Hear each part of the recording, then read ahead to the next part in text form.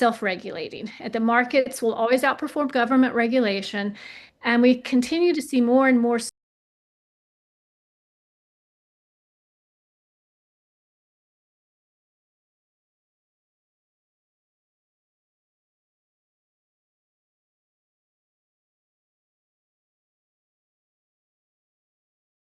progress.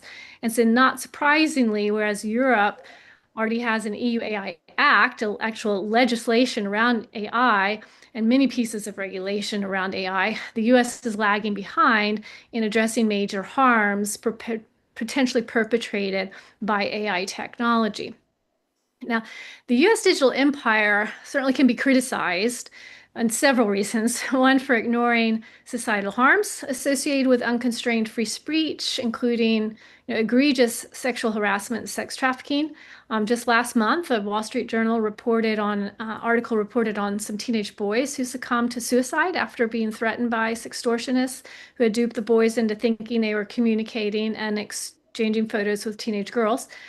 And that example and others like them illustrate the perils of a digital empire wherein self-regulation on the part of major technology companies is supposed to serve as a constraint or boundary.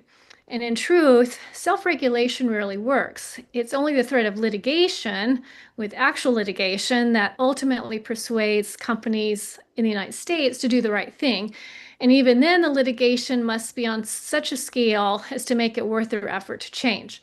And other criticisms of the US digital empire includes its tendency towards surveillance capitalism, wherein technology suppresses human autonomy and individual freedom, and the ability to participate in democracy. And that continues to be a feature of the US digital empire. And ironically, Americans tend to recoil when they hear about physical surveillance that takes place in places like China, but then they readily accept the digital tracking surveillance that they themselves are subjected to.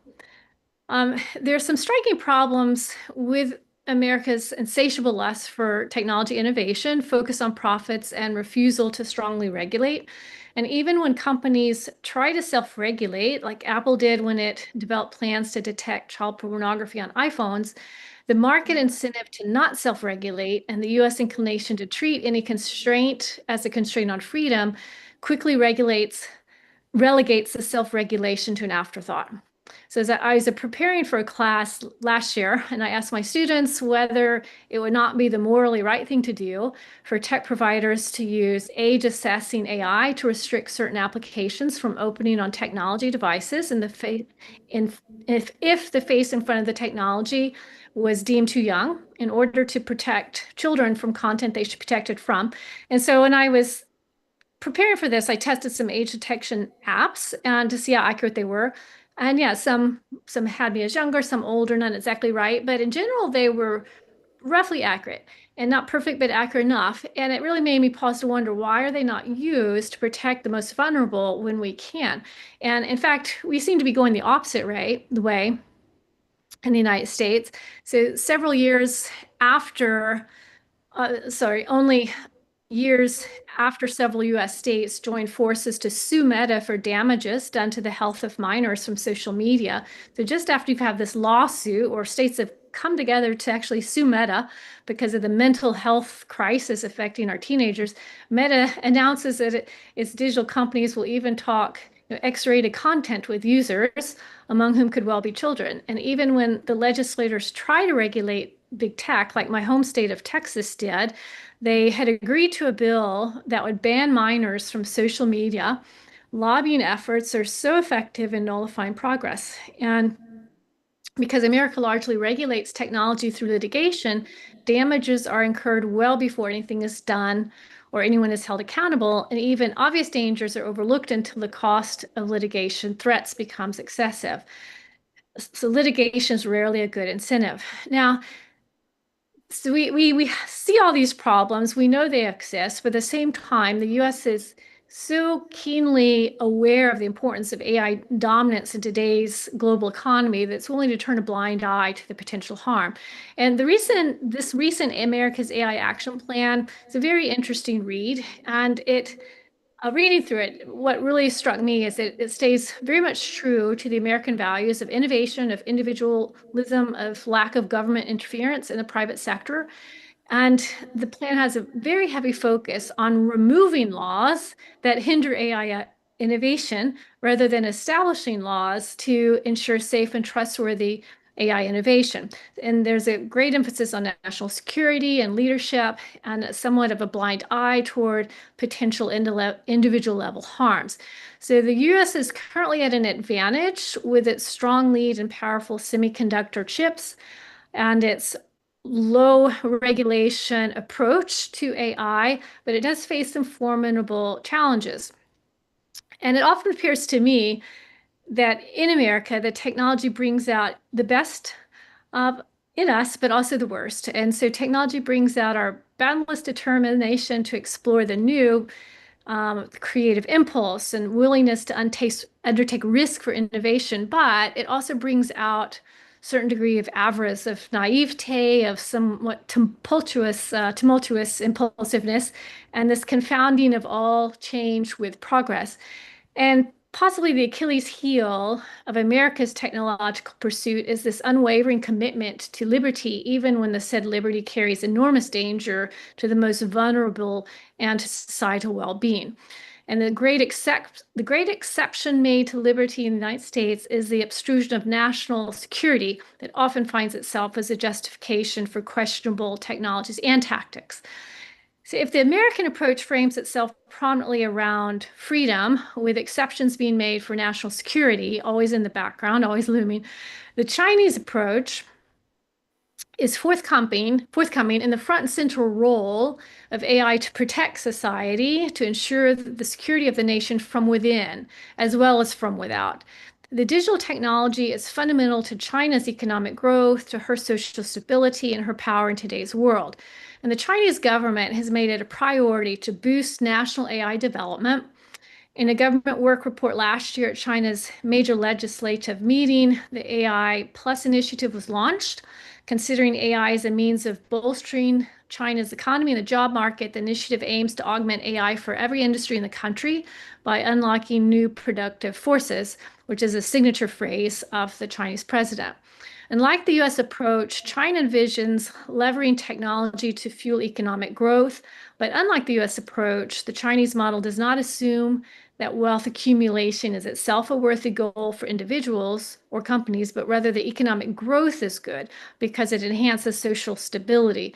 And unlike the US approach, prioritizing individual freedom over societal well-being, the Chinese prioritizes the maintaining of social harmony through its control over citizens' information and communication. And so to China, the social harmony is inherently good. Even if it involves subjugating individual freedom. So the ideologies and moral foundations of the US and Chinese digital empires are strikingly different. And in terms of the perception of technology firms relative to the state, the Chinese emphasis is on ensuring that the tech giants do not overpower the state. The state, therefore, plays a strong hand in limiting what tech companies can and cannot do. And censorship and the Great Firewall are seen as necessary to maintain the social order. And certainly when one sees the incredible social divisiveness that's become the norm in the United States, one does pause to wonder if there's not some wisdom in the Chinese approach. And in fact, Europe's been increasingly also moving toward more constraints on digital speech. China alone is responsible for over half the world's AI patents, and Huawei is the leading seller of smartphones, which is a tremendous change since the days of the BlackBerry, Nokia, and then Apple dominating the smartphone market. And the increasing power of the Chinese tech giants, including Tencent, Alibaba, Meituan, JD.com, ByteDance, Xiaomi, Baidu, and Huawei, these have put the US in a somewhat defensive position, as seen in the barring of Huawei from the US 5G network and limiting its access to essential supplies from the US tech companies, the attempts to shut down TikTok, and not to mention the recent threat of withholding student visas to study STEM in the United States. So as oppressive as the innovation in China has been, the Chinese model of digital really authoritarianism infringes on individual rights and deprive citizens of key civil liberties, which would be the major criticisms against it. Now, why the Chinese model is unlikely to gain traction in the West, it's very attractive for nations whose biggest challenges to security come from within rather than from without. So China is increasingly selling or practically giving away its technology infrastructure to countries in Africa and Southeast Asia.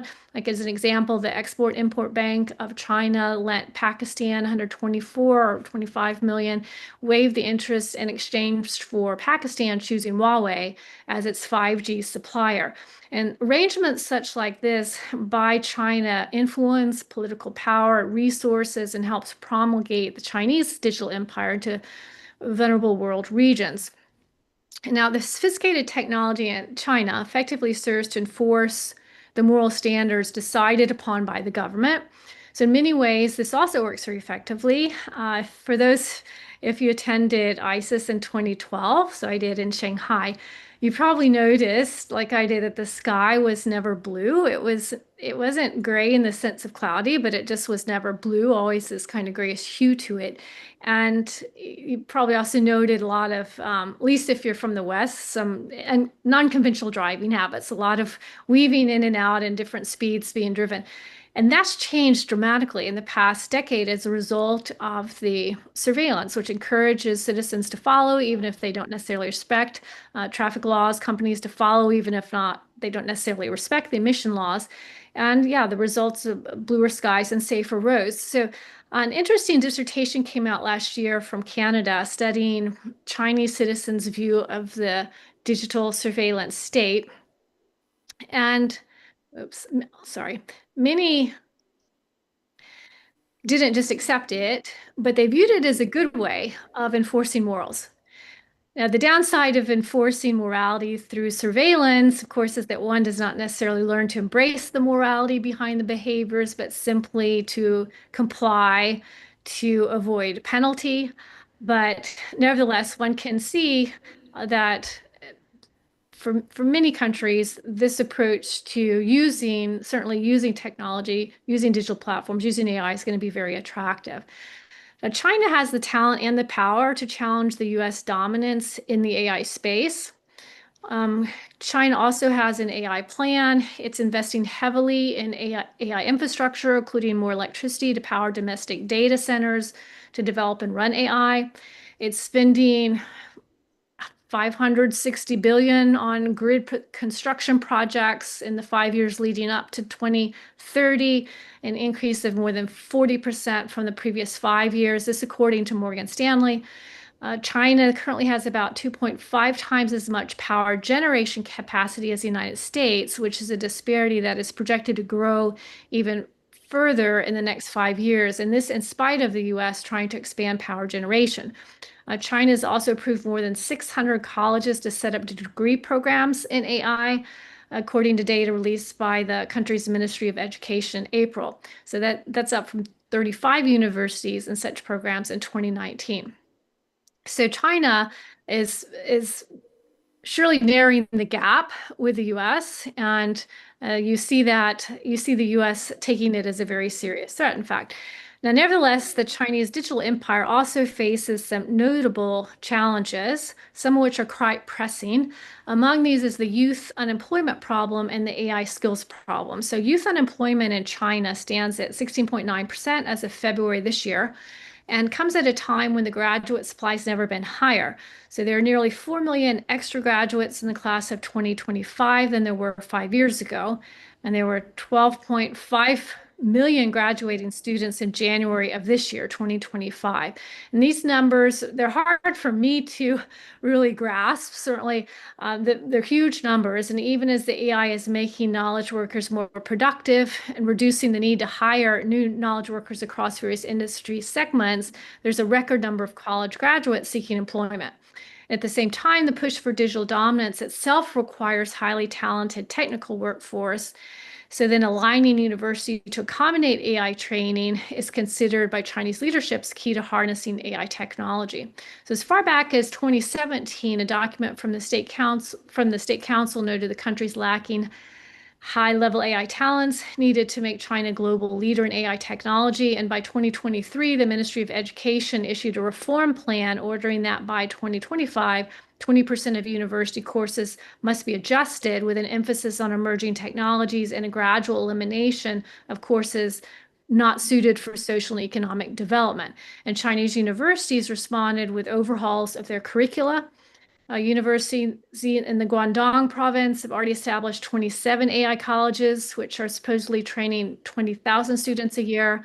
Universities in Shanghai's Fudan University have been cutting humanities courses by 20% as ordered and focusing instead on AI training. And Fudan University's president embraced the curriculum changes to explicitly serve China's state-directed technological development goal. And he asked rhetorically, how many liberal arts undergraduates will be needed in the current era?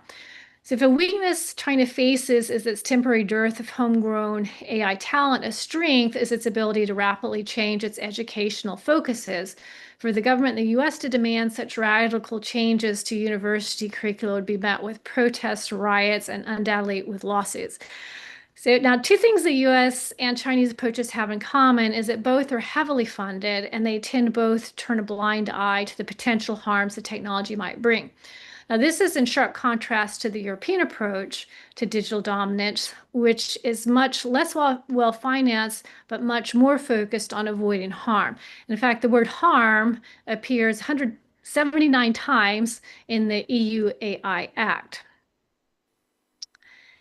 In several ways, the EU is starting behind. So a recent McKinsey white paper reported that private investment in AI in the US reached 67 billion in 2023 compared to 11 billion in Europe. Private investment in generative AI in the US reached 23 billion in the US, 22 billion in Europe. And only 4 of the world's top 50 tech companies are European. And of the top 10 companies investing in quantum computing, none are in Europe. In the past 50 years, the US has created 241 companies with market caps exceeding 10 billion compared to just 14 in the EU. And in spite of being in an uphill battle compared to the US and China, the EU is approaching the age of AI with mindful purpose. So trying to envision rules and regulations that reflect European values.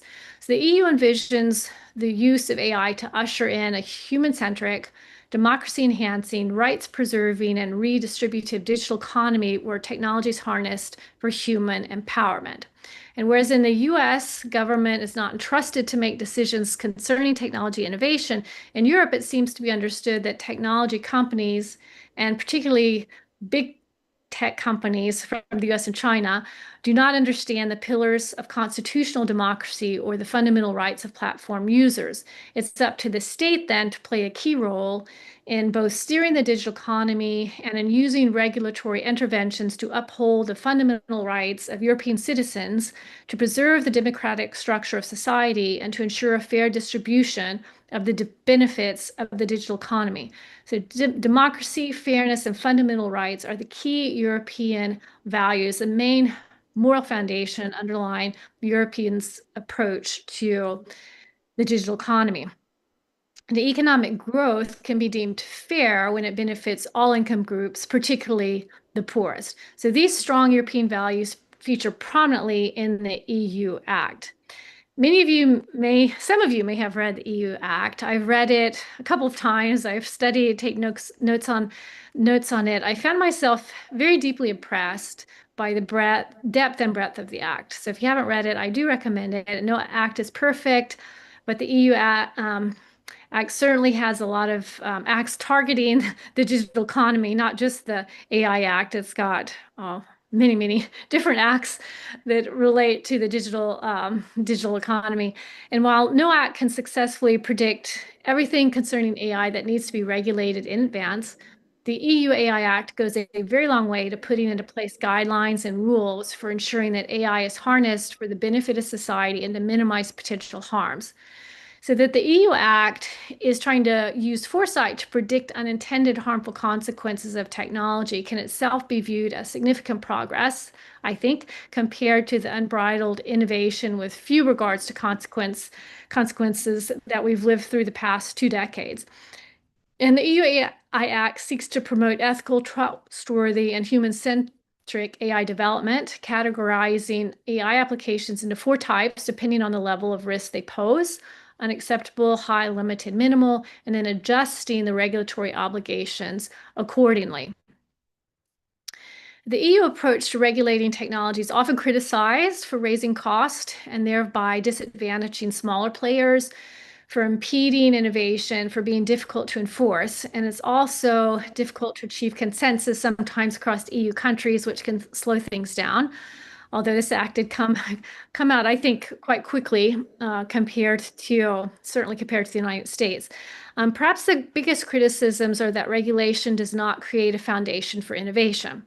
So investment does. One of the podcasts I like to listen to is from the FAZ Digital Wirtschaft podcast. And in a recent podcast, regulating AI was likened to attempts to regulate mathematics. So the speaker advocated against general AI regulations in favor instead of regulating specific products. But that, of course, then has to wait till the product's actually been developed. And that creates this catch-22 because investors would not be motivated to invest in R&D of a product that might subsequently be regulated out of existence. So there's many challenges facing Europe in the AI race. And among them, EU venture capital is 1/5 of the US, and it's largely coming from banks as opposed to private investors. The operating costs of European data centers run typically 50% higher than in the United States because of the higher cost of energy. Software must operate often in more than 20 languages. You've got 30 different legal jurisdictions, raising money, complying with regulation, hiring fire workers, all takes longer in Europe. And when small startups show signs of great progress, they're often bought up by larger US tech firms, or they choose to relocate to the Silicon Valley or other emerging tech valleys such as Dubai, Toronto, Bengaluru, where they face fewer constraints. And Europe will have to figure out how to reconcile its moral position on the environment with the energy demands of AI. Just for example, hyperscalers data center can use as much power as 80,000 households. And then, moreover, the exploitation of labor from the third world to build human-centric systems for the first world poses a moral challenge for the EU.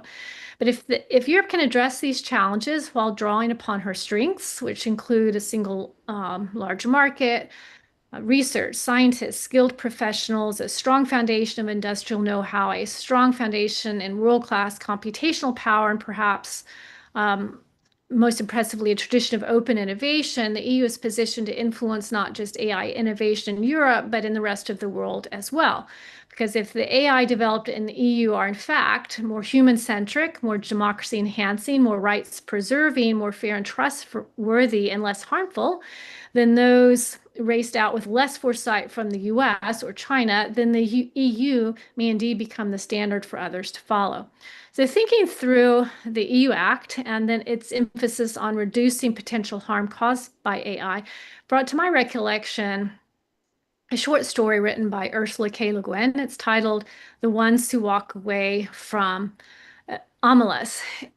The story presents a fictional utopian city called Omelas, where the citizens live in perfect happiness. They live in peace and prosperity. However, this idyllic existence comes at a terrible cost. The continued joy of Omelas depends on the abuse and perpetual misery of a single child locked away in a basement and treated inhumanely. Everyone in Omelas knows about the child, but most accept the cruel treatment of the child as a necessary harm for the greater good. In some ways, the story is about the developed world. Development or innovation advances often come at the expense of someone or something else who does not reap commensurable benefits.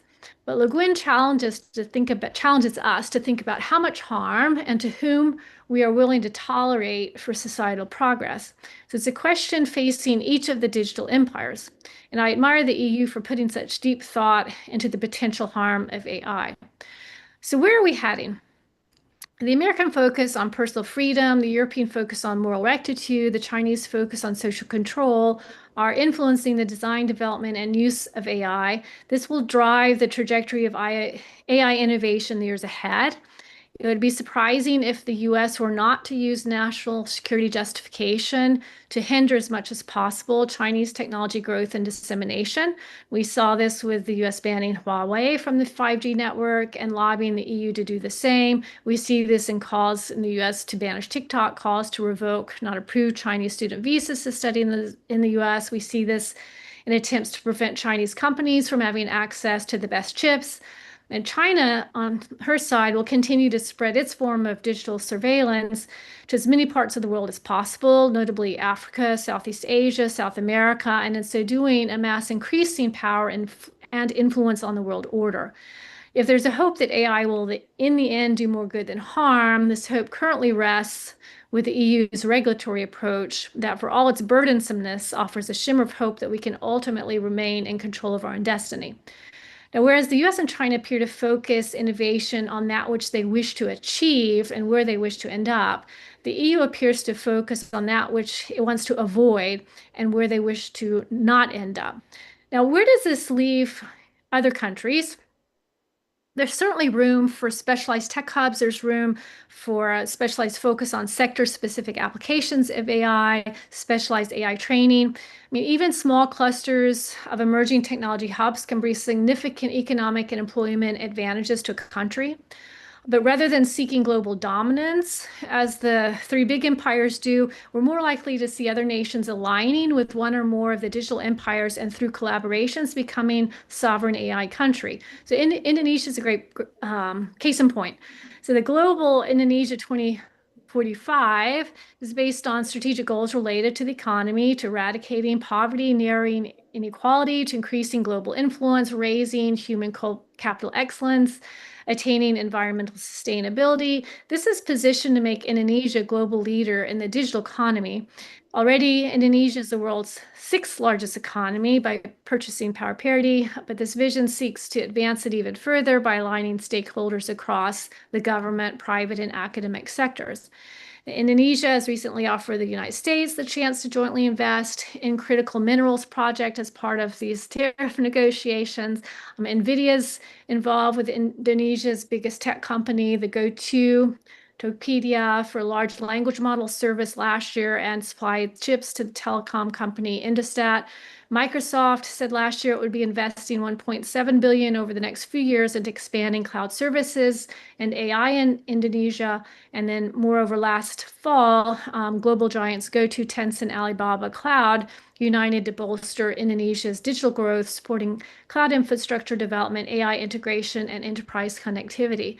So Indonesia's four pillars, building an infrastructure tailored to Indonesia's digital ambitions, securing AI workloads, breaking down geographical barriers, empowering developers across the nation, and equipping 1 million people with digital skills in networking, security, and AI by 2027, poises Indonesia to be a regional leader in AI. And in some ways, not having the desire or the pressure to be a dominant AI player in the world allows other countries to be able to focus on themselves, focus on what is most benefit to their own country and developing their own infrastructure, their own needs according to their own values, without having to focus as much on trying to influence the world order. Now, where does this all leave us as IS researchers? There's so many areas in need of our research, and we have so much to offer the global discussion of AI.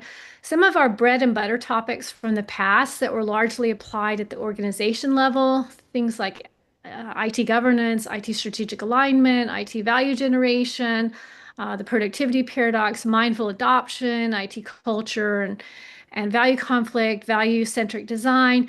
These can offer novel insight in the context of AI at the level of the digital empire, the level of and at the level of the nation. So the EU AI Act is at the core an admirable attempt to govern AI and to align AI innovation with societal values. So we can think about things like, what must be in place for such governance at this level to work and for such alignment to occur. Many other nations now are also coming up with their AI governance approach. Similar questions. We how can these governance approaches be effective? How can we align them with our values? And how can the conflicts between the values and morals of our culture and the values and morals in some applications of AI be resolved?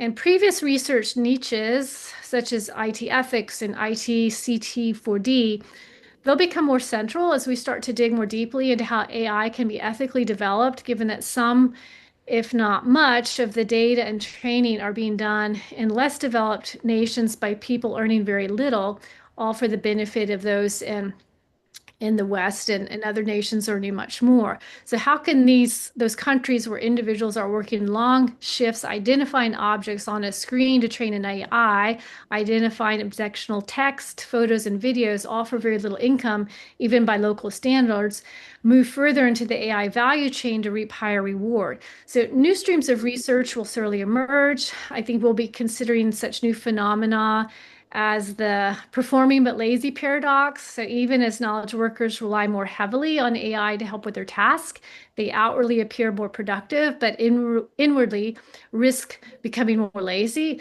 quickly resorting to AI assistance before thinking on their own, and in so doing, potentially overlooking obvious solutions and depriving themselves of opportunities to learn.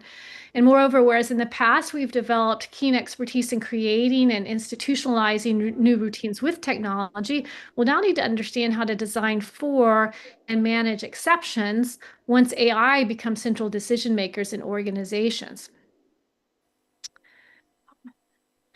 I'd like to begin my closing with a quote from Charles Dickens' Tale of Two Cities. It says, "It was the best of times, it was the worst of times. It was the age of wisdom, it was the age of foolishness. It was the epoch of belief, it was the epoch of incredulity. It was the season of light, it was the season of darkness. It was the spring of hope, it was the winter of despair. We had everything before us, we had nothing before us. We were all going direct to heaven. We were all going direct the other way. In short, the period was so far like the present period that some of its noisiest authorities insisted on its being received for good or for evil in the superlative degree of comparison only. The AI-dominated era upon us represents potential to bring out the best of humanity, but also the worst of humanity. It's my hope that we, as AIS researchers, with deep knowledge and understanding of the multifaceted ways in which information technology can improve the way we work, the way we learn, communicate, and live, will be leaders in researching the innovations that offer the most promise for humanity, shaping the digital empires through our knowledge, advocating for the ethical development and use of AI, and contributing to the global discussion of the world order in this era of AI. Thank you so much. Okay. So very interesting presentation, guys. So we know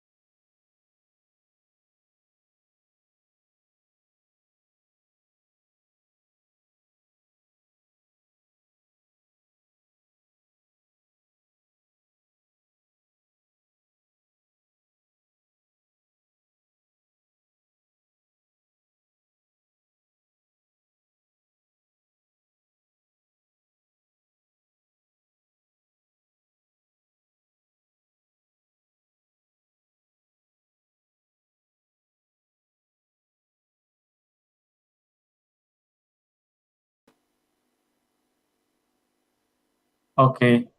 Good morning, everyone. Thank you for the opportunity. Professor Leidner, I want to know what is your point of view about the outlook around 5 to 10 years from now regarding to the digital empire? Will it be combined all together within countries and nations? Because I think from now on, the boundary between countries is start to losing. Yeah, everybody is gathering into one empire right now. So I want to know what is the outlook from your point of view within 5 to 10 years from now. Thank you. Okay, Yeah, so the question, yes, the outlook for the 5 to 10 implementation, right? So yeah, I will give opportunity for Dorothy to answer the question, please. yeah. So, I mean, this is just what I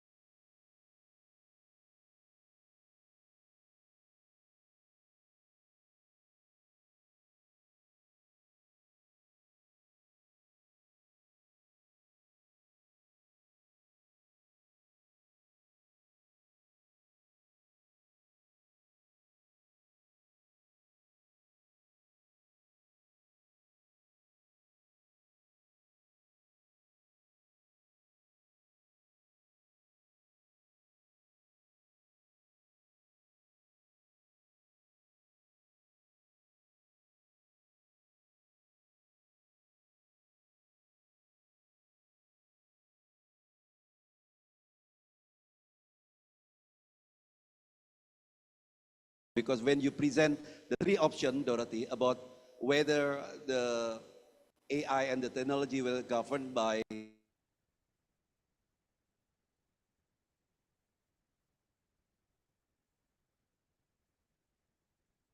the middle position is the European, who, you know, balance between the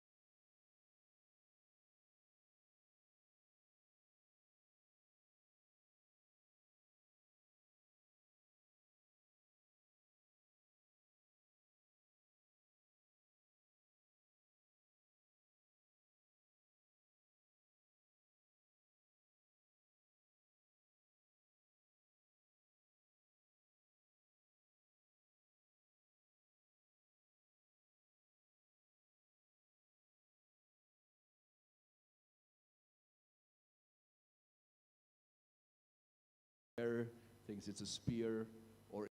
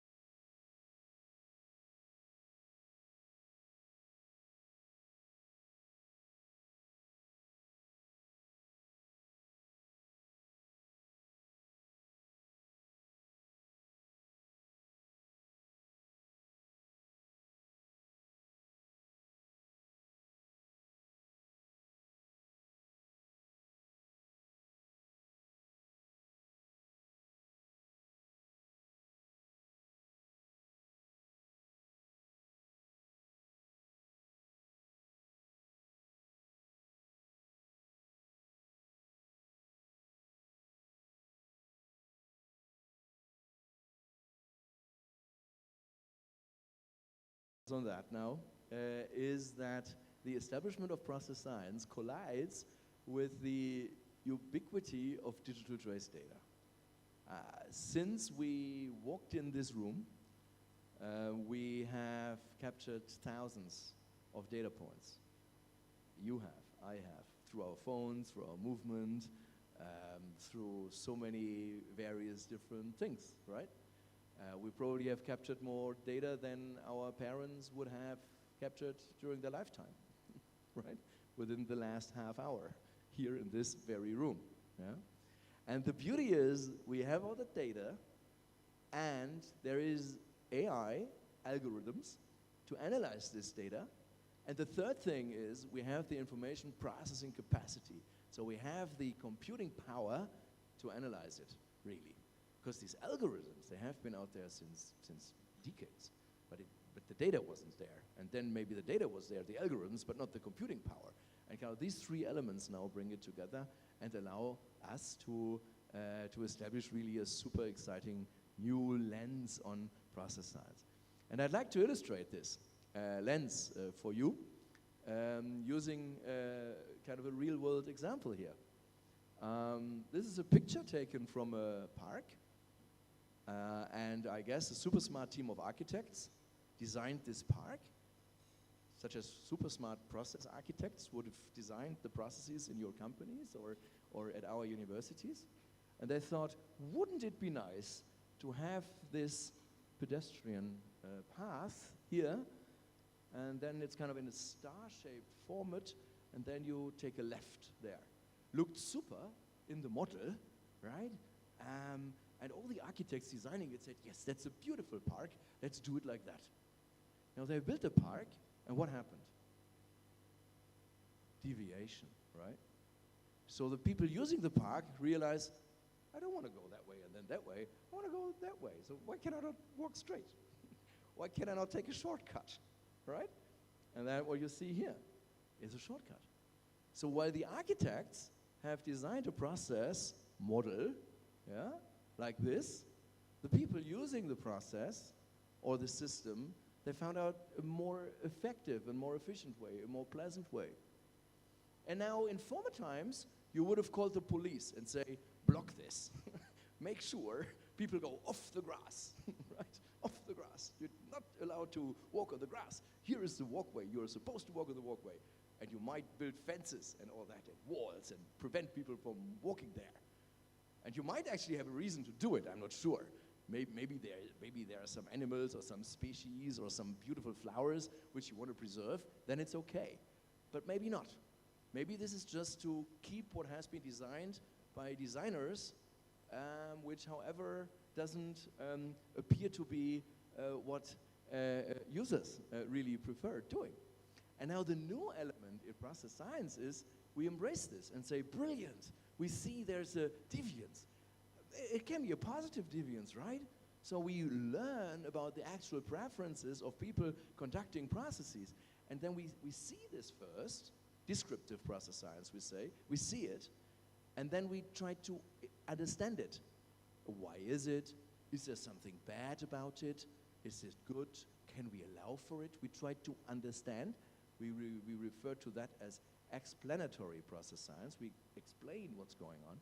And then we have prescriptive process science, so we actually would allow it and design the process different. And in this example, it could actually be maybe to make a proper pathway there, so that people wouldn't stumble when they go off the beaten track, right? So to change the process and to learn from this deviance. And now with process science, for the first time we are able to see this. This has always happened in organizations, but we didn't see it. In a BPMN model or in any other process model, we don't see the actual process instances. We don't see how a single process really runs. We only see how the architects hoped the process would run. And this is, I give you an example here from the Hilti Corporation. You might know the power tool company, you know, with the red suitcases. We work together with them a lot, and this is a published paper, so I can say it out loud and share this. We looked into a process, which here was a purchase to pay process, right? And the company said, Hilti said, it's a very simple process, Jan. This process science sounds exciting, but let us look at another process, because this one is so simple, right? It's only 7 steps, straightforward. 1, 2, 3, 4, 5, 6, 7, done, right? And that's how we do this since decades. It's not exciting, right? And nevertheless, you guess it, I said, well, for a start, let's look into this very simple process, 7 steps. And we did that over the duration of 2 years. So we took the data which the SAP system they used actually captured on the execution of the processes, and what did we find? We found close to 70,000 different ways to run through this process, this 7 steps linear process. And now, imagine, you assume the process is 7 steps linear, always the same, and take decisions, while in fact it's 70 freaking thousand different ways. That is, the quality of your decision is poor, of course, right? Because you really don't get what you're deciding about at all, because you very much oversimplify and you don't get to the real complexity. Maybe it's not even one process, right? Maybe it's 20 different processes on different varieties you should consider in your decisions, right? So that I hope you can understand and see when talking about process science. The baseline of that, so the foundations are very simple. It's digital trace data, it's event log databases, event logs, which are created and have always been created by ERP systems, even 20, 30 years back, even when I was a student. That was created, it was logged where people clicked and what happened in the system. It's only that we today now get to analyze this in a scientific manner, so it's very straightforward in your research as well as in practice to do this. Now I have another practical example which is getting a little bit closer now to the really very up-to-date research we're conducting and presenting at conferences and doing with our industry partners. And I want to just share this real quick for you, and very happy to, with respect to time, also engage later during the conference as well as after the conference. But I think this is probably really interesting also. So we worked with a bank in the Swiss Liechtenstein region, so Central Europe. And it was a small bank which was specialized in crypto currencies, in blockchain and crypto. And they were in the lucky situation that they were receiving a lot of new customers. And they called this the onboarding process, right, of new customers. And now in Europe, also related to regulation, must be similar here, I would say. There's a KYC process, know your customer. So when you are a bank, you cannot easily say, okay, come on, I have you as a new customer, you as a new customer, give me all your money. But it's rather you need to be transparent, okay, and then, okay, this is the customer, what's the background, where does the customer has the money from, you know, and what is supposed to do with the money and all that. So you need to be transparent. And that's a very nasty process, apparently, for banking. And this bank then introduced also such a low-code development platform, which is a platform where employees conducting the process without implementing, without programming skills, could change the process. Yeah? So very simple. And they changed it all the time because they wanted to improve the process, because they were growing so fast.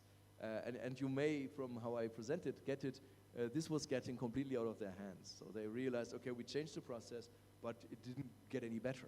They had the feeling, okay, we improved the process, but it got worse, right? It took longer, there was chaos in the process. And that was when they approached us and we looked into their process from a process science perspective. So first of all, we did a BPMN model and said, okay, where's this process? Where does it start? Where does it end? And we saw something we refer to as the happy path, right? So this is kind of how we typically run through the process. You don't need to look into the very details, but you see there are different layers, swim lanes and people like customer, account manager, and compliance office and so involved. And based on this BPMN model, we could also see there is potential trouble in this process on 2 parts. The one is the interaction between the customer and the account manager, and then the account manager and the compliance office. So this is what one could see based on the process model. This is what you would have been able to see without process science already. But now, and that's the important step I want to show, we went a big step forward by actually looking into the transactions and the execution of the various processes. And again, we took the data of 2 years, which the company was able to give to us. And we calculated something like a complexity indicator, a complexity measure. Yeah? And you see here, it's like a heart rate, right, on the right-hand side of the slide. So we could turn actually the process model into such a heart rate diagram where we see how the complexity of the process started low, and then it peaked, and then it went low again, and it peaked again, and it peaked again, and it peaked again. And so this is what we refer to as descriptive. So we looked, and I show you in a bit bigger here, we looked over all the 2 years how this complexity has developed. And the complexity, for those who are interested in it, is the amount of possible paths you could run through this process. Similar like within the Silti example. And similar measures, you see here, 90,000 different ways to run through it, down to below 10,000 or even below 100. And that was descriptive. And what we then did was like really researching and saying, why did it peak? What did happen? Why was there, when is that here? I can't read now the date, but say in August 2023, why did it rocket through the sky there, the complexity? And at that point, from a researcher's perspective, we did not only rely on this computational data, we went back to the people, right? We interviewed people, we looked into the archival documents, we talked to customers, we looked into, has there been an acquisition, was there a change in law, what was going on at that time?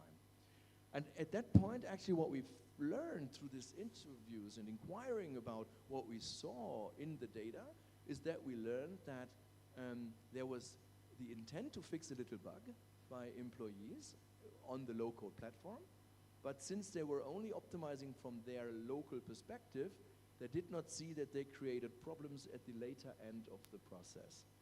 And that's why they thought they fixed the process, but they worsened it, and that's why the complexity then rocketed through the sky. And once one realized that, the system was automated, the process was automated, and that, again, this automation reduced very much the complexity.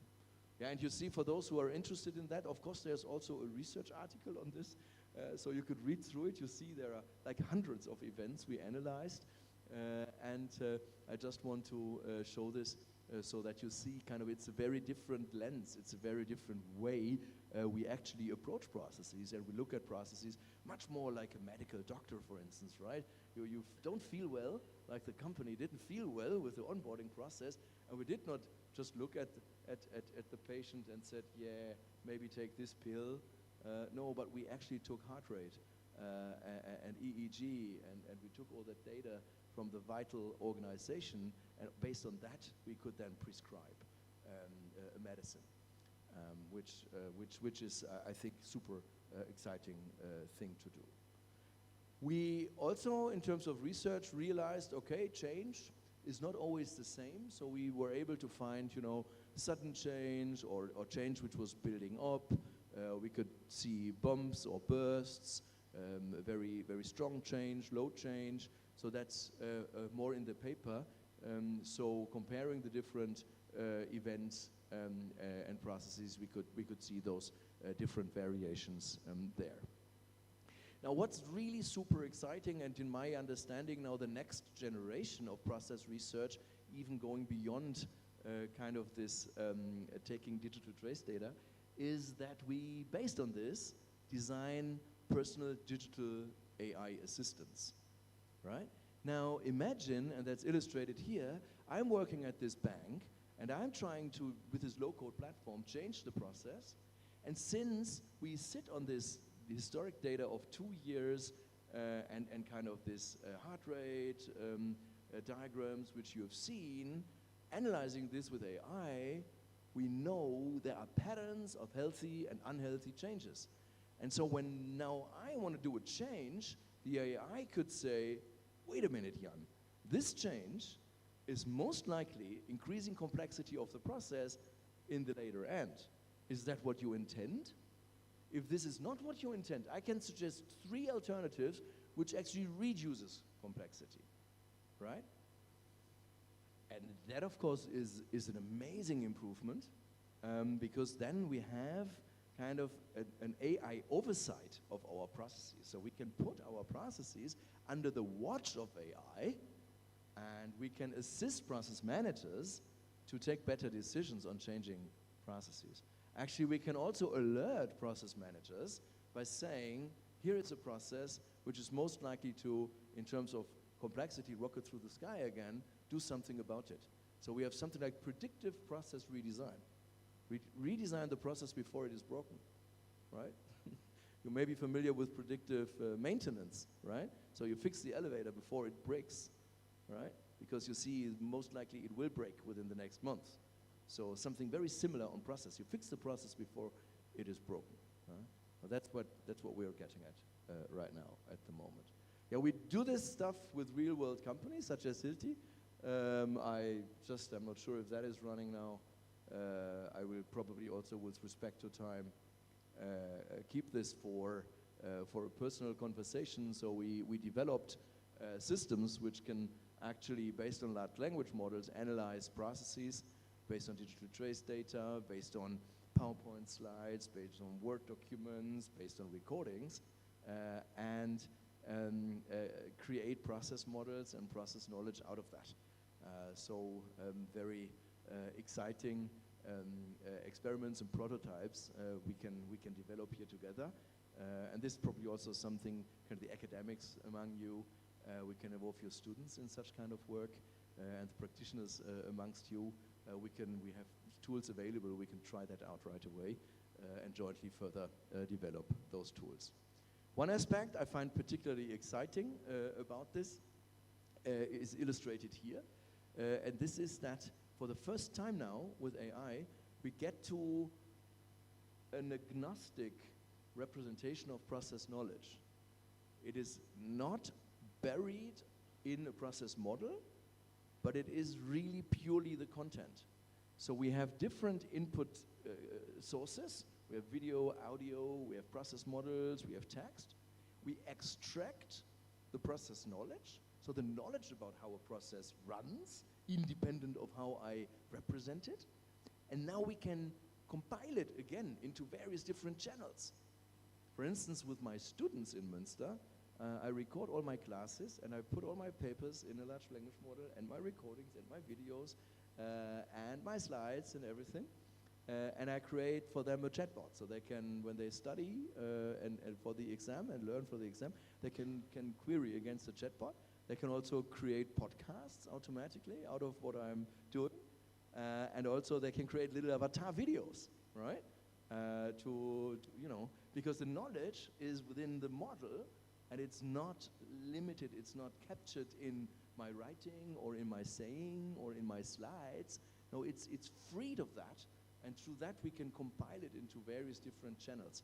And so students on their way in the public transport to uni, they can listen to and they can say, give me a 10 minutes of what is process science. Or the other said, give me a 30 minutes of what is process science, right? And that kind of stuff, I think, super exciting work we are doing there. Now, just real quick, I think it's very exciting to see that process science can be applied in various application contexts, right? We have applied it here in industry, like with Hilti. We have applied it with SAP, with tech companies. We have applied it with banking industry. We've applied it with universities. We can apply it in a smart city. We can apply it in everywhere, right? So if you have an interest in a certain area, ask yourself, what is interesting processual phenomena? What data could I probably capture? And what do I want to find out? And then we can compile a process science study which is actually giving exactly those insights I have presented. Maybe to conclude the overall architecture of such projects, I think is also super nice for your community, which I admire for being very, you know, academia and industry oriented also, and government oriented, is always research in the intersection between the practice and the science, right? So we always start on the practice side. So we would take data right from this room, or right from this hotel, or right from your university campus, and see what's going on there. We capture the data there. Then we use algorithms, which are very well established in computer science, in AI research, and in data science and mathematics, from the scientific work, in order to capture processes, to see what's going on. Once we see what's going on, we get to the explanation. That's the next level, where we try to make sense of what we see. Why is it? And is it a good thing or is it a bad thing, what I'm seeing here? And once we have that, then we can create something new. And this is then the intervention, right? We can develop tools such as AI agents, platforms, apps, services, which then go back, on the one hand, create utility for practice right away, and also create insight for the academic world. And this is another aspect. I haven't talked too much about that, but very close to my heart. Very often we see people talking about relevance or rigor, yeah, or theory or practice. They deal and treat it as if it would be two different things. I think it's just one thing, right? It's relevance and rigor. It's research and practice, right? Research starts in practice, makes contributions, which then feed back to practice. And process science, I think, is a wonderful, super innovative tool set to deliver that. And since I think you are an amazing opportunity to really bridge these gaps between academia and practice, I chose this topic because I think it could be a really nice role model for future research in your area. With that said, thank you very much at this stage, and I look forward to your presentation. Matur, sagst du mal.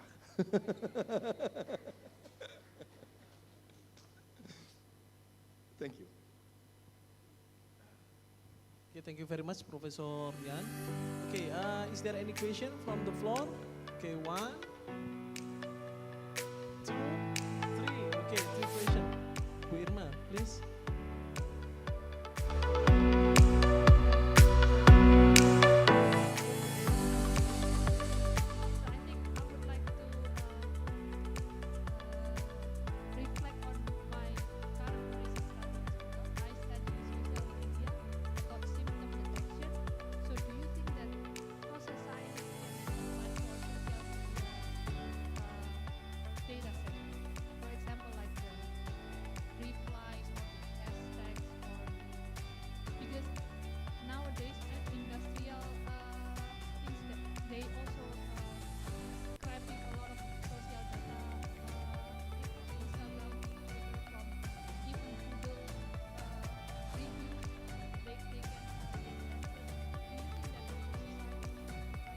Oh yeah, so the answer is a clear yes. Let me try to elaborate why. I think the basis of process science is always time-stamped data, right? Whenever you have time-stamped data, I think the timestamp is important to look into, to account for, you know, the sequence and the dynamics and of change. But whenever you have timestamp data, you can do that. And actually in our work, we have applied process science also to social media data, where we looked, for instance, into when did people tweet about what. We also apply text analytics, for instance, to identify topics, right, in large text amounts, LDA algorithm, or sentiment analysis, and in order to get the mood of what people say. And there you can create events out of what you see in the text data. That's why I love these event log bases, I must say, because you can put everything into an event, right? You could look into when is somebody using a swear word on social media, and whenever you find one, event.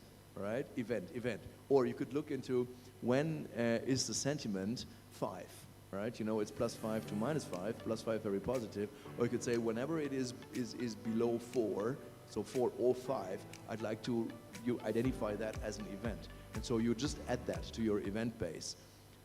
And then, interestingly, you can kind of go beyond only social media analysis, right? Because you factor in the data you get from social media analysis into what you get from sensor data, from transactional data in an organization, from news data, from weather forecasts, you know, from various different sources. And the beauty always comes in process science when you triangulate, right? So you integrate data from the various sources. Yeah. No, that's absolutely possible. What, if I may ask, what is it you want to find out in social media data?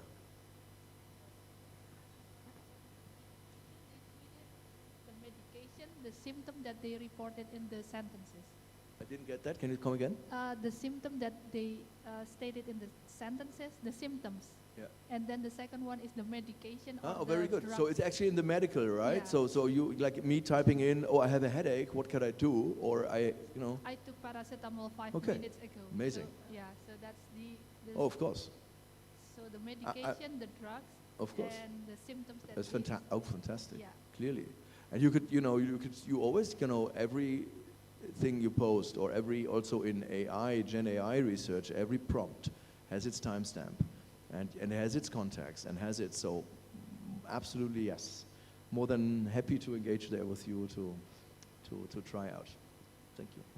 Thank you, Bu Irma. Sir?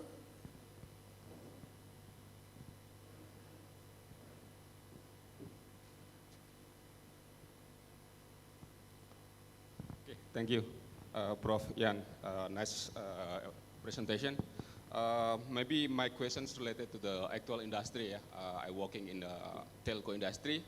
Have many problem related to the customer. Yeah. The question is, what the best method to reduce manual intervention in the process science to improve user experience? For example, in case of digital assistant, as we know, many companies are developing and using such system. Yet a large number of issues still need to be escalated direct to human touch, human assistant, when the system fails to respond. And in fact, there are many cases where the customer are expressing their frustration on social media. This is a common case in Indonesia. Very, very good. Thank you so much. So, I think you're linking to a super exciting research area where we engage, which is to link what we see in the processes of our company to the experience of customers, right?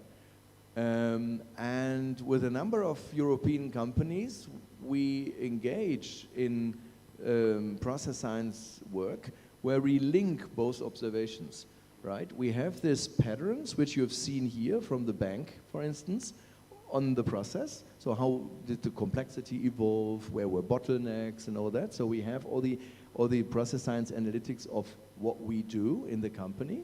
And then these companies, they do survey their customers on a transactional basis, or they analyze social media through exactly those sentiment analysis, topic analytics, in order to see when were the customers happy and when were they not happy, and in what regard. And now you link both, right? And come to something that you see a pattern in your process which causes unhappiness or happiness with your customers to a certain degree. And when you have that, you have something like, again, predictive customer prediction of customer happiness or unhappiness, right? And we've come to situations where we say, give feedback to the process performers saying, if you go on with this process as it unfolds right now, you will lose this customer.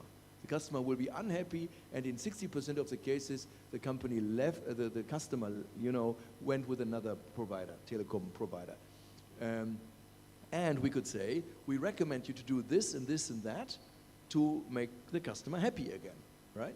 Because the beauty is you link this. You do not only, and this is also advancing what we know in process mining, we do not only look into understanding our own processes, but we link it to effects, right? Because how we run our process is the cause, right? But what is the effect? And the effect can be a happy or unhappy customer, and we want to learn about exactly what exactly makes customers happy and unhappy, but not in general, but really on this fine-grained process transaction basis. So meaning we need some additional sentimental measurement, Yes. And try to link it between Exactly. system, and we analyze what the action to be done for improvement. Exactly. Okay. And the key is what you say is you need to go beyond measuring the process in your own company, and you need to also start measurement of customer experience. We also call that experience mining, right? So you have the process mining and the experience mining, and then you link it. But important is that you keep the link, right? You need to know not only there are 100 unhappy customers, but you need to know this customer was very happy with the repair process of his machine, right? Or this customer was very happy opening an account with your telecommunication company. That's ideal, you know, if you have it really on the transaction basis, because then you can link various process patterns to resulting customer experience. Okay. Yes, I find the talk very interesting because you mentioned removing process models and taking a phenomenon first approach to doing process science. Yeah. Just the other day, I watched a talk by Ashwi Mong. He is a researcher in Stanford University on long-term investment. Yeah. And he said that he decided to take that, that venue of research despite not having, at that time, not having the data, while people usually decide based on the availability of data. You know that in Indonesia, honestly, we usually undertake, things, like research ventures based on what we read in like papers, which is mostly from like Western countries like in Europe or the US. So I have some notes. So we usually go from data instead of phenomenon. So what if the existence of data are not immediately obvious? Like how should one approach process science project in absence of clarity about the data that might be accessible? And how might we reimagine the potential of process science to address complex or emerging challenges that might be different from what we see from like papers, which is like more contextually relevant. Yeah. So I guess that is my question. And I noticed that you talked about process science GPT. I imagine that must have involved that kind of creativity and thinking and facing, like how do you decide that this will be feasible and useful and possibly will be able to create something. That's wonderful that you mentioned that. Thank you. Thank you so much. You're completely right in what you say, your observation. Let me think. So one aspect to it is, of course, we need the data available for doing the studies. And I have realized also in projects that some companies would say, okay, we don't have the data. I'm sorry, we can't do it. But then that's actually not true, right? Because if we don't have it, first of all, let's see what we have. And very often we have a lot.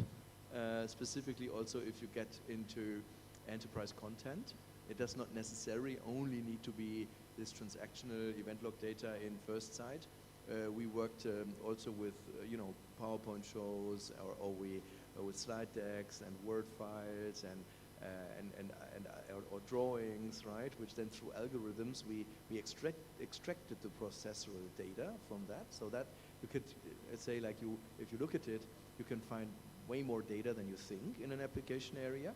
And then I think it's also important that you can collect new data. So with most of those companies, we develop a data collection strategy. And actually we say, look, instead of drawing diagrams and then making people to update them and like them, stop that and invest your power and your concentration and your resources rather into collecting the data you want to have in order to learn about the processes. And then I think this is really has always led to super insightful observations. Now, what you say also triggers with me ongoing work we are conducting, which is we are developing a process model how to go about conducting such a study. And this process model very much starts also with asking, what do I want to achieve? Yeah? Do I want to, for instance now, I look at this hotel, that's okay, so that's probably my processual phenomenon. I look into processes running here in this, going about in this hotel. Now, what do I want to see? Do I want to see cost cutting? Do I want to see more happy customers? Or do I want to see better sustainability, for instance, right? And kind of defining what you want to see. So what are you looking at? And what are you interested in that regard? These two aspects help you to collect the data, because otherwise you would collect whatever data you might get, and then you drown in data, right? So these two aspects, I'd say, are very important. And then you start somewhere, and then you iterate. You iterate a lot, right? Because you never get it right first time, right? So you just start somewhere, and then you do your analysis, you show it to people, that sparks new ideas, and then you iterate, right? So that's probably kind of an aspect to get to very super relevant observation and comment. Thank you. If you don't mind, the two aspects I think we can continue after discussion because the time is up. Okay, I just want to, like, you said two things. What do you want to achieve? And the second one is? What are we looking at? Okay, we say we have the processually relevant phenomenon. Are we looking at a market or a hotel or a hospital or a university campus? So what's the universe we are looking at? And then what is it we are interested in? Are we interested in sustainability, in happiness, in efficiency, right? The objective. So what the objective and the context. An object and objective, kind of, okay. if you want to. Okay, thank you. Thank you so much. Very, very happy to go discuss more also. Thank you. Thank you. Thank you very much for the keynotes. Yes, Professor Jan from Brocke. And then we have already finished this keynote session. Thank you for everyone that participating in this keynote session. We apologize that we cannot accommodate all questions that is given. However, if you have any question, we can send via, I don't know. Oh, absolutely. You will find, if you Google my name, you will find me, and you find me on LinkedIn, and feel free to contact me. I'm very, very happy to engage in any capacity, right? So very happy to engage in your education and research at universities, but also very happy to discuss with decision makers in political decision makers or industry companies. So don't hesitate. I'm very happy. I will also attend the rest of the conference, so in person, but also after that. I'm excited, and thank you very much for your interest in my work. Thank you so much. Thank you very much. Thank you very much, Professor. And then I will return okay, after this we have a interview session for you, 5 minutes. And then maybe, okay. So I return to the MC, okay?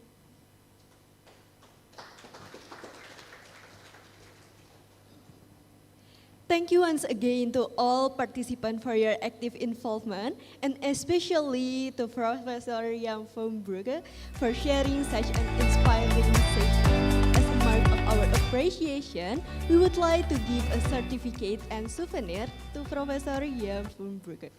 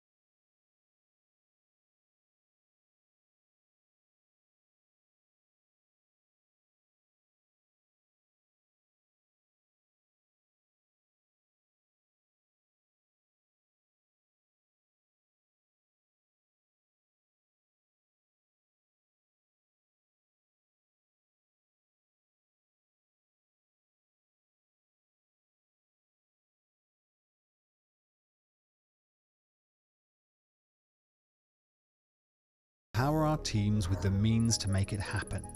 Easier said than run. To make AI work, it needs to know your business. To know your business, it needs to know how your processes run, end to end. But there's a great disconnect at the heart of most enterprises. People and systems and processes are scattered across the world, making processes hard to see. There's a connective tissue missing, and it's called process intelligence. Celonis Process Intelligence, a technology that makes AI work for the enterprise. It's system agnostic, it's unbiased, it knows how your processes flow end to end across all systems and every department. It connects them all together, providing a common language for your business, giving AI the ability to know where value is hiding, and your teams the power to capture it fast. By infusing intelligence into everyday enterprise technologies, you get faster, more accurate insights at superhuman speed, smarter process automation that can adapt to the business, and a step change in productivity and customer satisfaction. The Celonis platform makes AI work for you, your enterprise, your teams, your customers. Feed AI the intelligence it needs with Celonis Process Intelligence. The future of enterprise is in process.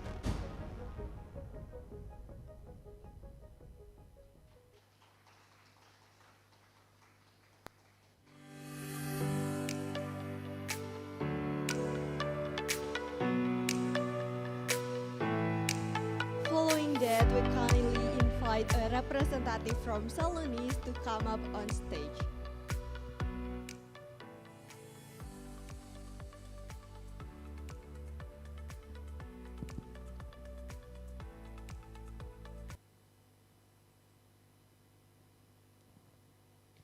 Hello everyone, my name is Purnima and I'm from Celonis and I've come all the way from Bangalore to be here. And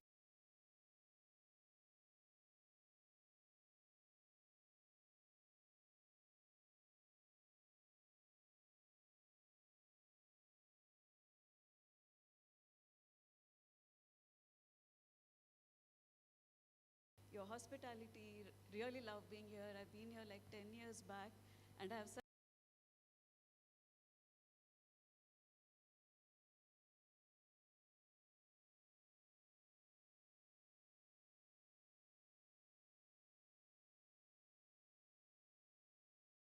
of a collaboration between academia and research.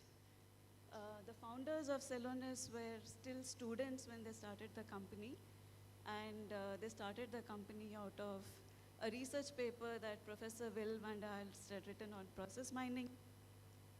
And we still collaborate a lot with academia for a lot of product innovations that happen within Celonis till today.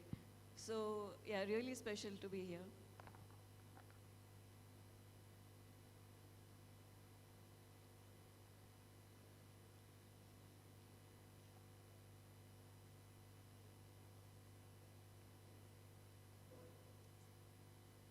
Yeah, so just to give you a bit of background on Celonis, we were founded in Germany and we are headquartered in Munich and in New York.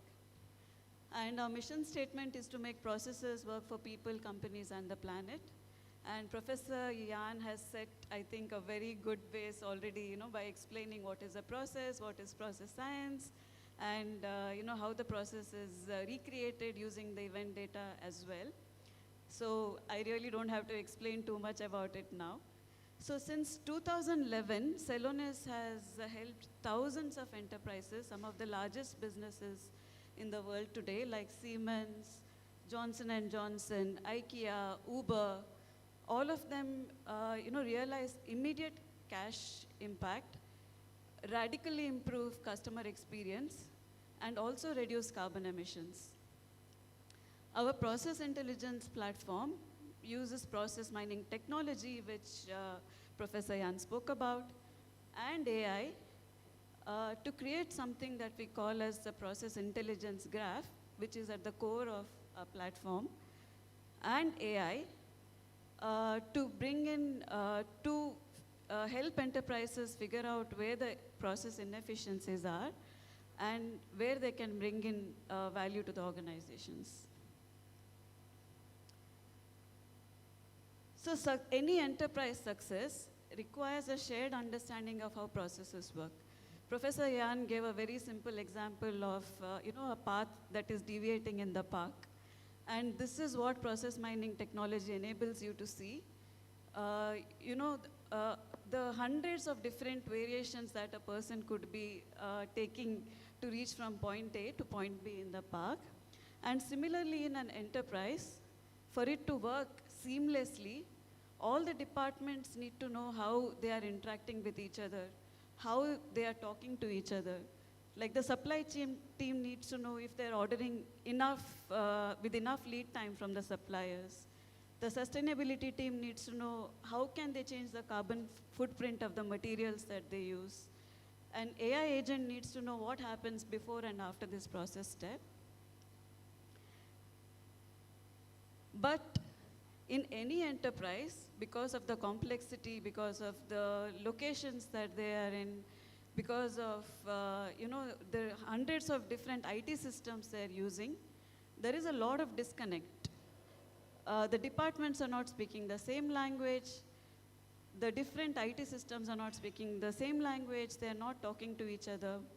And because of this, no one has a visibility how the process is running end to end.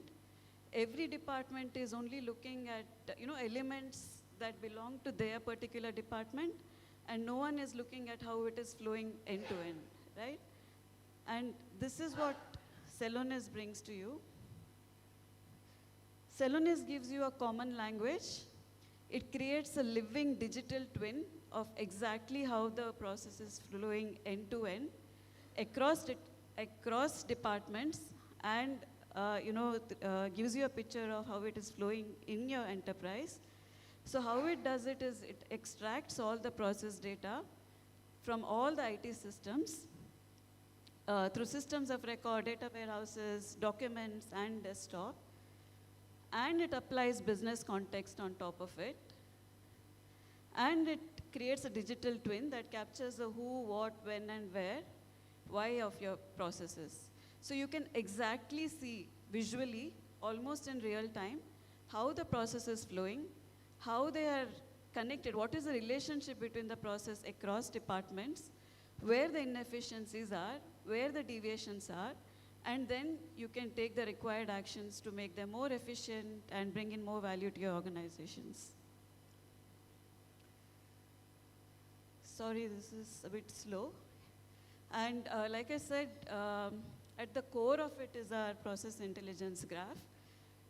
And using that, we have almost hundreds of different pre-connectors or apps that are already built on Celonis, which you can just download and use it immediately to solve a particular business case.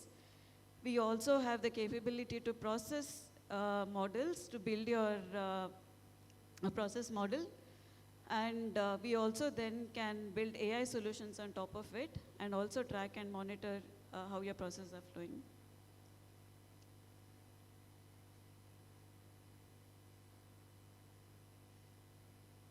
Oops. Sorry. Yeah. So we all spoke about AI, and we are all living in a world where we are using Gen AI tools like ChatGPT or Claude, or where we are able to write code. We can have chatbots. We can have internal document search. We can ask the tools to summarize our emails, to summarize our documents, to create presentations. But are we really able to use them to answer any enterprise-related questions? Like, can we ask it questions, how many customers do I have? Which is the customer which is giving me the largest number of orders? What is my on-time delivery rate? How much stock is there in this particular warehouse? Or what is the fastest way to get from point A to point B? So ChatGPT is not able to answer all of these questions, right? So today's AI use cases are only scratching the surface, And the biggest ROI will come from improving and automating your business processes. Now I'm speaking in terms of an enterprise, AI applications within an enterprise, and how easy it would be if you're able to get all of these answers immediately without having to go through a lot of data, right? So all technology needs is the right input to succeed. And Professor Yan spoke about it already, about having the right context. And earlier we used to have the raw data. If I had to go from First Avenue to Third Avenue, I would have the raw data like, this is the street I have to cross, these are the landmarks, and this is the way that I can get from point A to point B. But I wouldn't know if there was a roadblock there, if there was an accident, if, how much time it would take for me to get from point 1 to First Avenue to Third Avenue, or what would be the fastest route that I can take. And that is when we got GPS and made our life so much easy, right? We just had to put in the start and end point, and we would get the best possible way to get, to our destination. So the earlier raw data used to work for simple tasks, but it did not have enough input for complex automation or to make our, how to get to the point more efficiently. But with GPS, we have all the data, it connects all the dots, and it puts into context to allow for easier navigation. And similarly, in enterprise with the right context, you can also automate your tasks better. So enterprises lacks the contextual data right now, because all your large language models are trained on data that is available on the internet, but it doesn't have access to the enterprise data, right? And all of these data are residing within the enterprise's IT systems. So if you could use as a AI to write me an invitation for my 7-year-old's birthday party, it gets all the required context through Wikipedia articles or any news sites, other documents, previously written invitations which are available on the internet, and it gives you an output. But within an enterprise, if you say, write me 5 recommendations for improving my working capital, the data is available in SAP, Oracle, Salesforce, or any other IT systems, but there is no context for it to give you the answer because it's not connected to it. So this is where the Celonis process intelligence graph comes in. And it gives enterprise AI the same context navigation data gives GPS. So this is the raw data that we had that exists in SAP or Salesforce, which has all the order-related data. And it again works for simple tasks, but you can't use that data very efficiently to automate or for complex automation. And with the process intelligence graph, where it has created the digital twin, it has recreated the data with all the different activities. Again, Professor gave a very good example of order management. So this is a purchase order here, and it has defined all the relationships between the purchase request, the purchase order, and then you can also go on to the order item, the delivery, invoice, everything. So process intelligence graph connects all of the data and puts it in context to allow for complex automation and also for process orchestration. So the data core is the heart of Celonis. So it can extract data from any system, any IT system, and it has the data lying within the process intelligence graph or the data core. And the context is also within it, and it can integrate with large language models. And on top of this, you can build your co-pilots, assistants, or AI agents to make AI work very efficiently for your enterprise.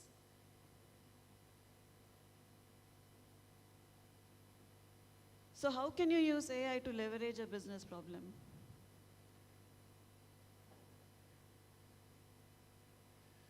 So earlier, if you wrote, how do I improve my on-time delivery rate? your large language model doesn't have the answer, right? And it will give you an answer saying, I'm sorry, I cannot provide a specific solution and all that stuff. But with the enterprise context data,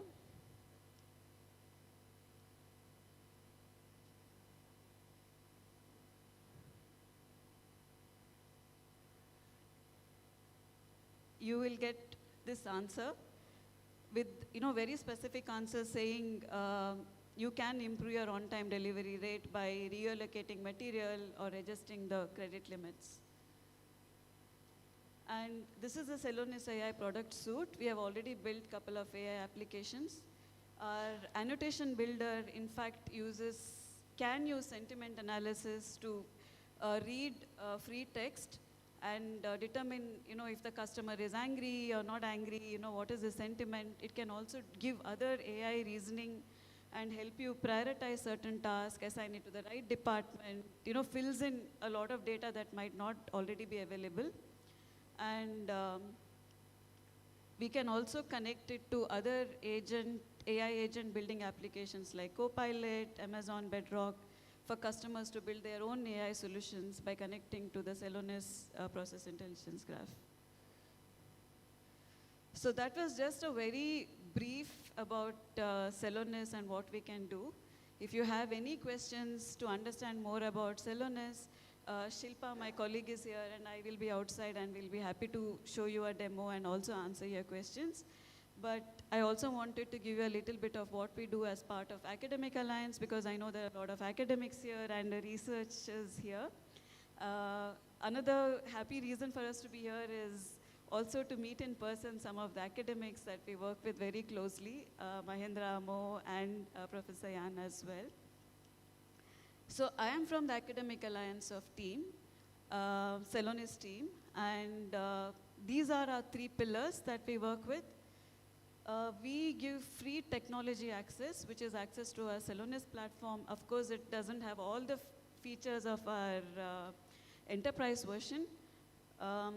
So if any of you are interested to teach about process mining to your students, you can always reach us. We have free technology access, we have online learning material, we give guest lectures. The second pillar and very, very valuable pillar for Celonis is also the research pillar, where again, any student who is writing their thesis on process mining can apply for this program. And again, we give them free access to our platform, to our learning material. And depending on the topic, you can also apply for something called as further support, where we can enable interviews within Celonis. We can help with publications, patenting, and all that stuff. And I welcome all of the students here and academics. If you wish to do your thesis on process mining, we do give the Celonis platform for you to work on. So please use it. And we also have a workforce pillar, where we have come out with a website called processminingjobs.com, where which is basically connecting minds and talent. So we are partnered with almost 800 institutes across the world, where we are teaching them about process mining. And this is the program, the thesis program. We call it Celonis Student Thesis and Research Program. And we have like almost 1,500 students who have signed up globally. We have 125 thesis projects with customers and partners since 2023. And we have already have like 120 students who have signed up this year. Many who are also doing or writing the thesis along with our customers and partners. And yeah, almost 25 plus until now for this year alone. And a lot of our product innovations also come through this thesis programs. For instance, OCPM, which is what Process Intelligence Graph uses, has also come out through academia. So we welcome all of you to do your thesis along with us. And any questions, I'll be there outside to answer. Thank you for having us over here once again. Really happy to be a part of ISICO and ASPAI as well. Thank you.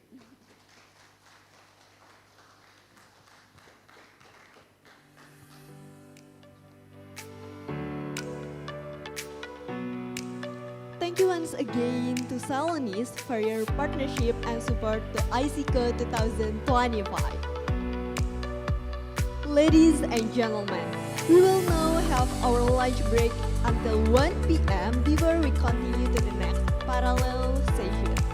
For our on-site participant, lunch is served at Tita Restaurant. So, please don't forget to bring your lunch voucher. At 1 p.m., we will begin our first workshop titled Create Database Without Coding Using Gaby Software. For presenter participant, please join your assigned breakout room or meeting room according to your session schedule. Additionally, afterward, you are welcome to select a breakout room that aligns with your interests and feel free to switch room for other sessions. Please note that another round of parallel presentation will begin at 3:15 p.m.